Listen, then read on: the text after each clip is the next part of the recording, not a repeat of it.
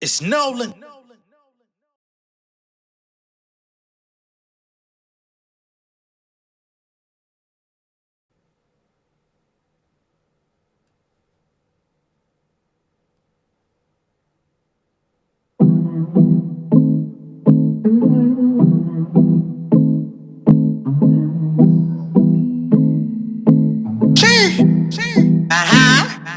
I've been out in paradise, rolling like a paradise, busting out the scene, go against me, not a fair fight. I've been out in paradise, rolling like a paradise, living out my dream, getting paper, that's my way of life. I wanna thank the Academy, I had the vision to get these awards. A lot of these people be wondering how did I do it, it came from the source. Masterminds, why they rationalize, I be just a no for the exercise, gotta watch me, they wanna analyze. When it come to talking, I don't fraternize, don't apologize for my greatness. That is high as Appalachians, I get accommodated around the nation. I am not for the bed, and I'm finna focus on the celebration. Money coming through inflation, tracking my book is like it's education. I am a product of pure dedication, I can be patient. Who wanna get on my way?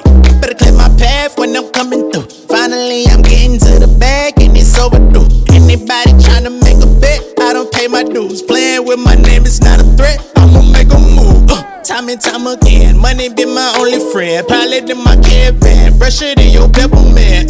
Rockstar, pop star, I ain't tryna pick. They got me wishing for the check, I'm about to rap them out of paradise, rolling like a paradise, busting out the scene, go against me, not a fair fight. I've been out of paradise, rolling like a paradise, living out my dream, getting paper, that's my way of life. I've been out in paradise, rolling like a paradise, busting out the scene, go against me, not a fair fight. I've been out in paradise, rolling like a paradise, living out my dream, getting paper, that's my way of life. Honoring my essence, learning lessons, I ain't taking no suggestions. Everybody wanna chime in on my profession. I ain't with the chatter, cooking chicken with the batter, got my mind over matter, turn my plate into a platter. Yeah. See my phone ringing. What's going on, beautiful people? It's the kid J Nolan here. Welcome back to another episode of Inside the Industry, your number one source for music and entertainment, commentary, and breakdowns.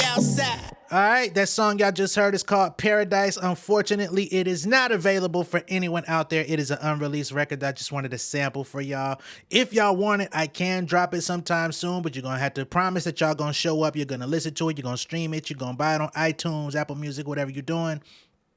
If y'all want that record, it can be released rather quickly if the demand is there. Y'all got to let me know though. Okay, so just let me know in the chat, in the comments, how y'all feel about that song. I can arrange that for you. All right.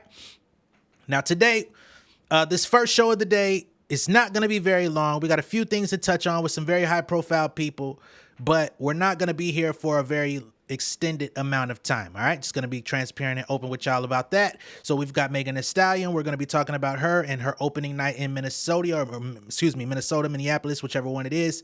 Opening up the Hot Girl Summer Tour. Gonna do quick little overview of that. You know what I'm saying? We're gonna get into updates on the Diddy Lil Rod case because there has been a little bit of information disseminated to the public within the last day or so.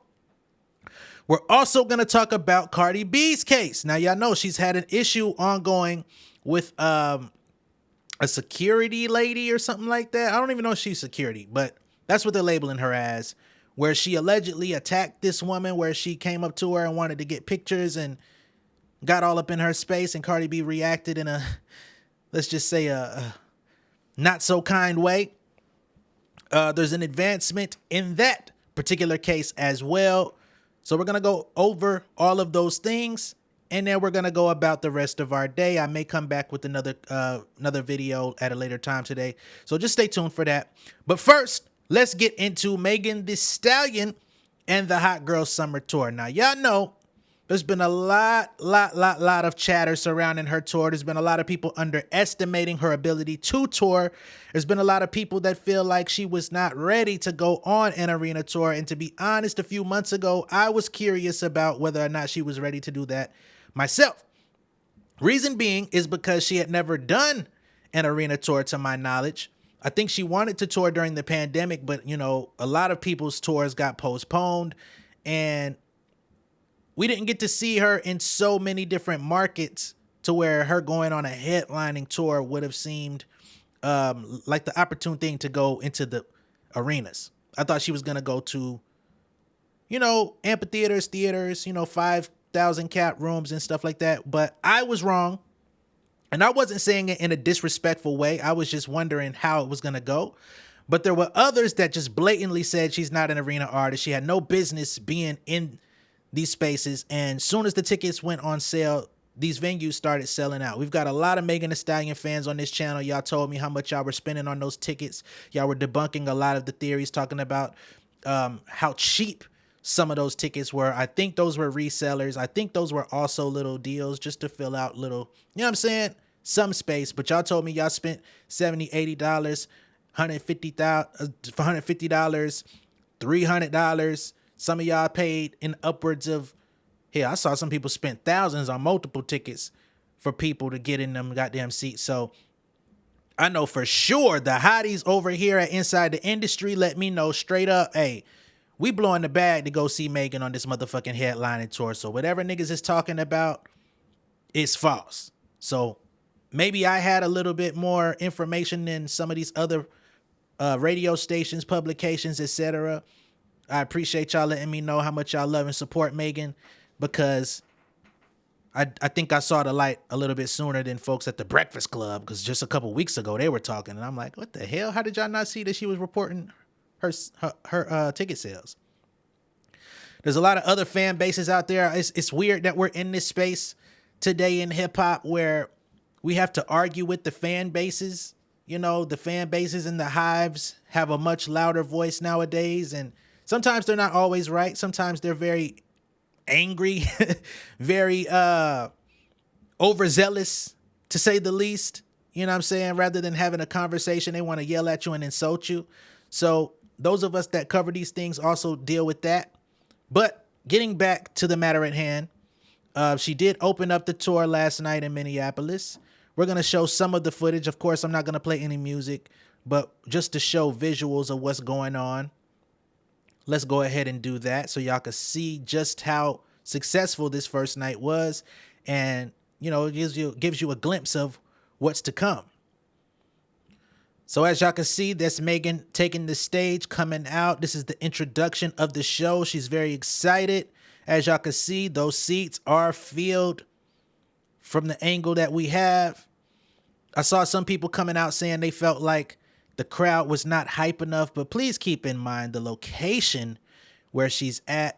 They're coming out for a good time. Maybe they don't know all the words, but they came, they spent their money. It's always a moving goalpost. First, y'all said she don't belong in the arena. Next thing y'all saying the crowd ain't hype enough in the arena.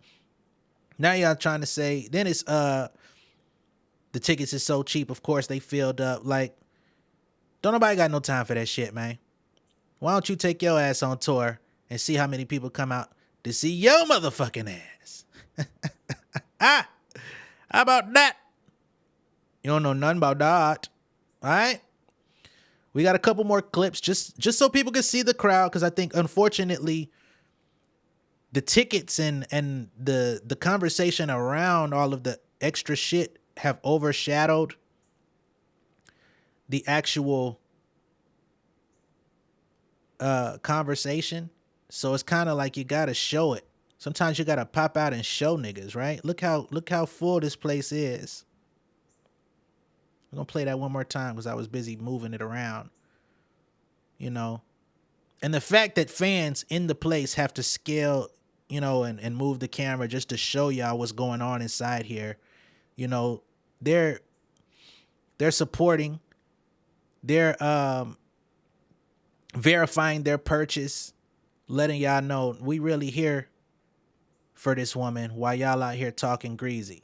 You know what I mean? Which ultimately is what matters the most. But here we are. There's plenty of people in this motherfucker, man. This is where the Timberwolves play at out there. So something is working. Right? Now, y'all know I wasn't the biggest fan of her latest single, Boa. A lot of y'all said y'all loved it. Y'all loved the hook, everything. I wasn't big on the hook. I loved the beat. Her raps were pretty good, but I just felt like the hook it could have been more, right? That's all I was saying. I still feel the same way, but y'all loved it. Y'all are hotties. So that's all that matters ultimately. Again, that's pretty much all we've got on Megan at this point. You know, we still don't know when the album is coming or whatever. I think we may have some more Megan Mondays coming shortly. May not, especially she finna be busy as fuck on this tour. I don't know how she gonna keep dropping Megan Mondays. But yeah, know, whenever we get any sort of update or announcement concerning the album, which is ultimately what I wanted to know about the most, I'll be talking about it when we get it. All right. So moving right along, we're going to get into Diddy and Lil Rod, because a major change has come in this lawsuit. Okay. Y'all know we've been talking about this thing since the top of the year. Around the time Grammys were coming around, Lil Rod came out and said, hey, I'm supposed to be celebrating being nominated for a Grammy with this nigga Diddy. I'm not. I ain't get paid. And there's a whole bunch of other shit that went on behind the scenes that says I am entitled to payment. All right. So let's get right into it.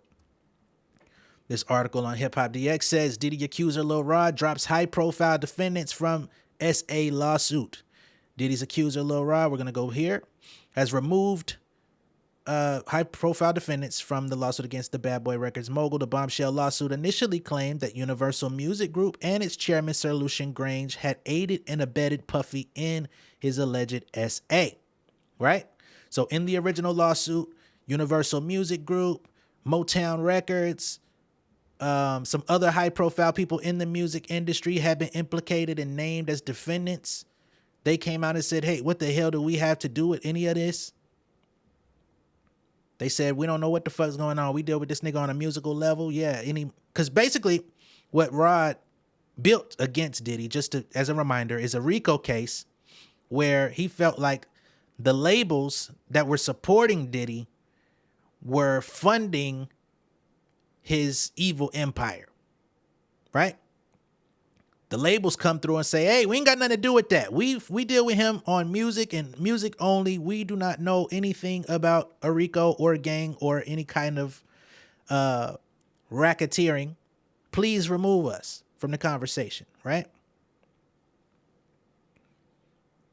Well, the claims against Lucian Grange, Universal Music Group, and Motown Recordings have been dismissed with prejudice and cannot be refiled.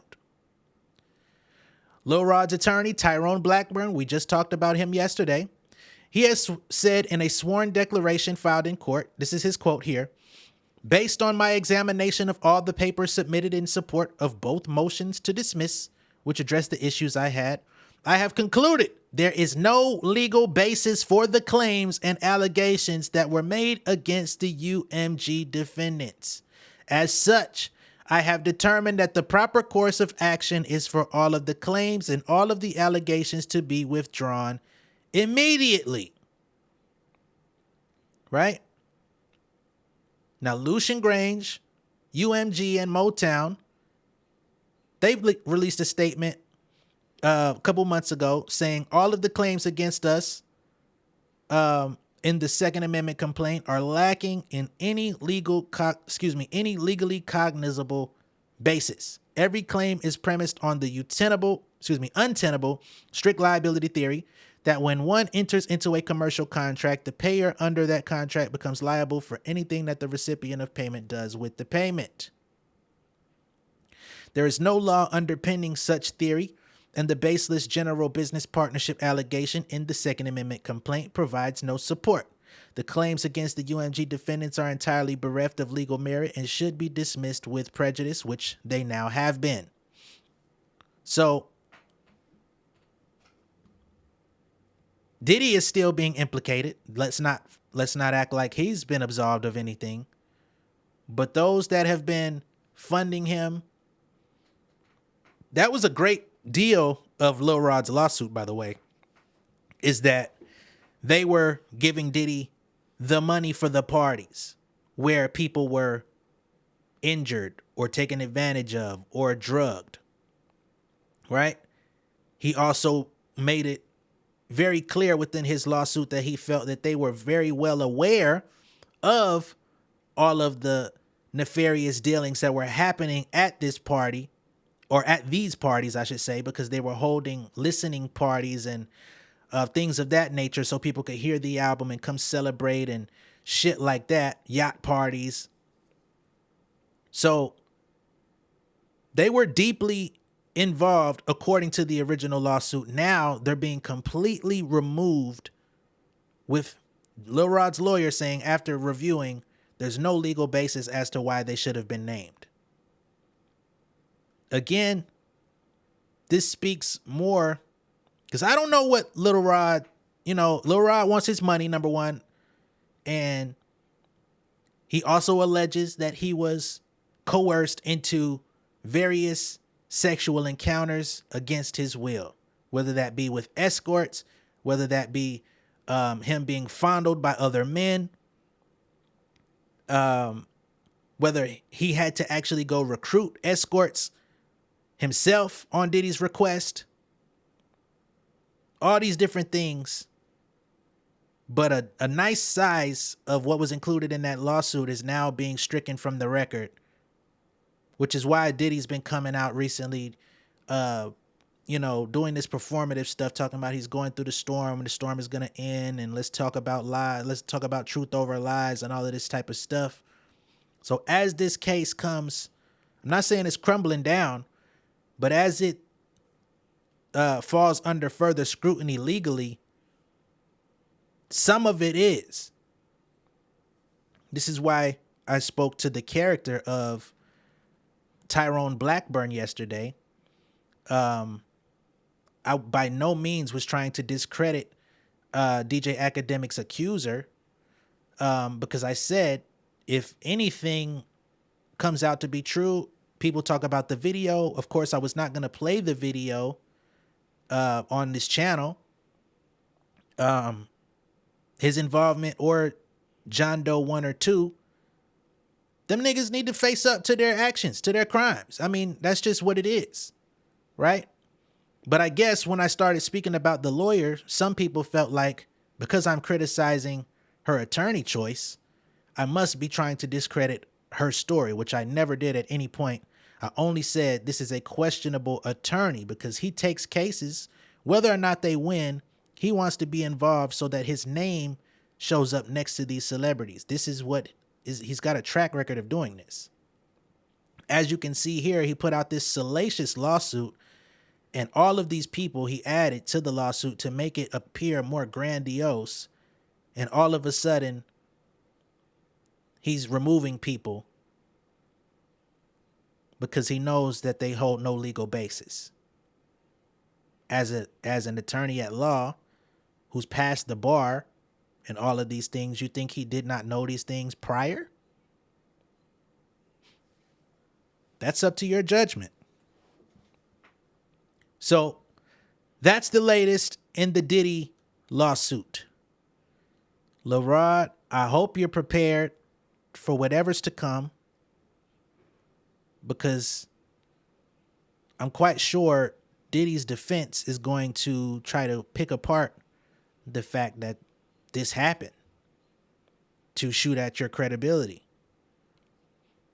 But again, as with all things law, all things alleged, all things that deal with some sort of essay, I hope that justice is served in the best way possible. And I hope that the truth is revealed ultimately so that we can move on with our lives, and everyone can hopefully get their desired result as long as it is in line with the truth. Okay? So that's what we've got there.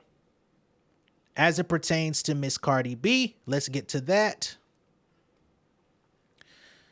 It's now being reported that Cardi B has reached a deal with the female security guard who was suing her over an alleged assault.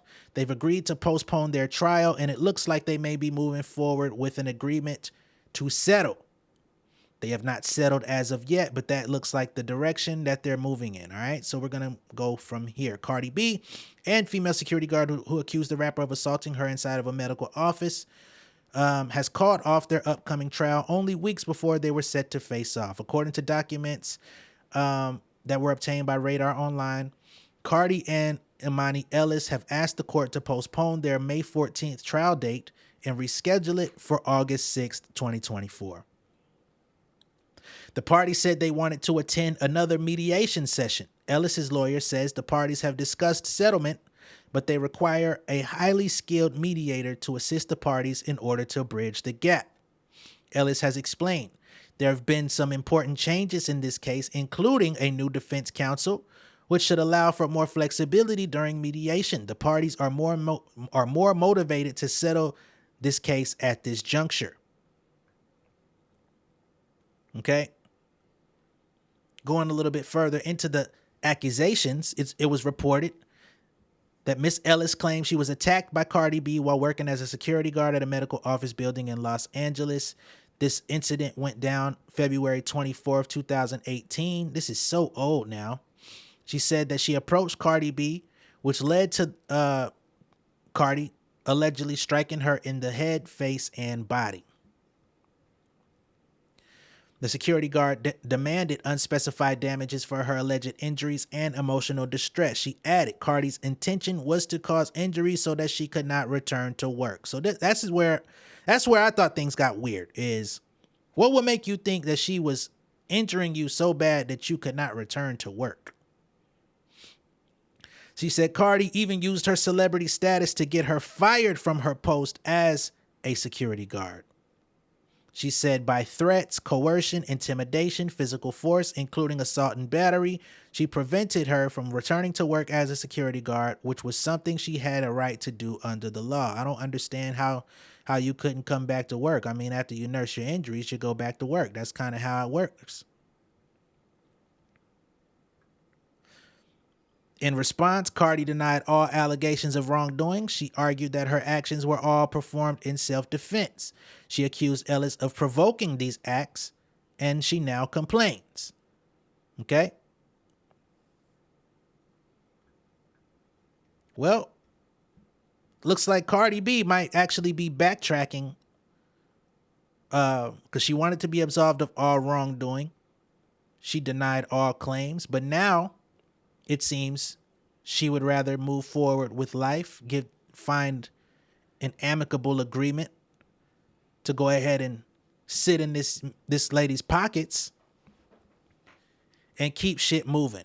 Now, I find it very interesting that this update was released this morning when over the last couple days, Cardi B just had an, let's just say, unsolicited outburst with her fans. And I think this lends to the theory that she's going through a lot. She's going through these sorts of debates in the background, these cases. She also helped her friend in her case. Forgot homegirl's name. The former gang member. She put money down for lawyers on her. The crazy on again, off again relationship with Offset. Marriage, divorce, whatever they're trying to do, separation. The fans are asking for music. She said she was going to give them music. All of a sudden, she says, you're not going to get no fucking music. Get off my dock. You know what I mean? So she's got a lot going on.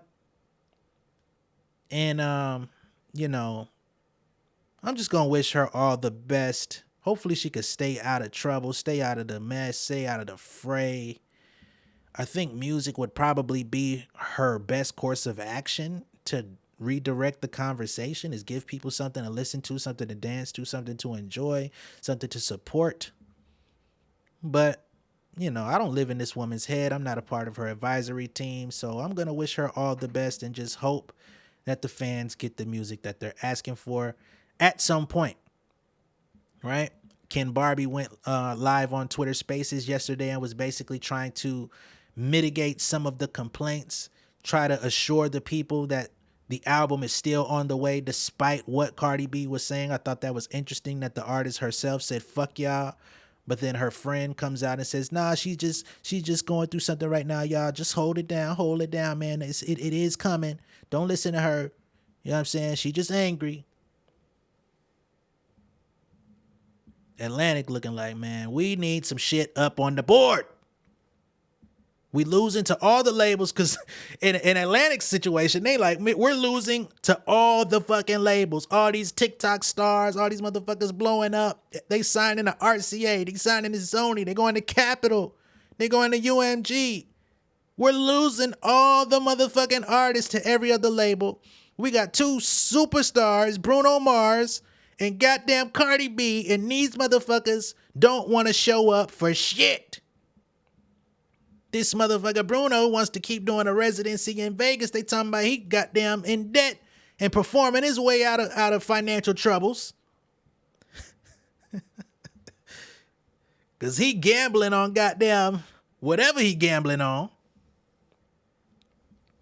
And Cardi B is out here recording music that she don't want to play for a soul. Atlantic can't catch a fucking break. You should have did right by Lupe. Should have did right by them 2012, 2013 artists y'all had on that lineup. The motherfucker B.O.B. done went independent. Lupe done went independent. T.I. done went independent. Left y'all niggas. Y'all had three big artists, 3 big acts that was carrying y'all. Sound like the chickens came home to buck. All right.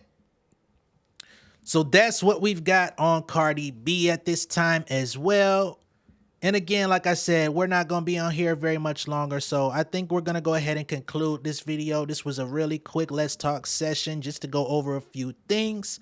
I hope y'all are having a good day thus far. I hope you continue to have a good day. I'm glad that I was able to come in and have a couple moments of entertainment and information and all of that type of stuff. And I will catch y'all on the next one. Again, hopefully I'll be back before the day is out with some more content. It's a slow week. It's not a lot of entertaining stuff going on coming off the heels of the Kendrick Lamar Drake battle. It seems like a lot of artists have tried to tuck their summer in, trying to see if they're gonna come back and start dissing each other. The Ebony Prince is cloak and daggered up.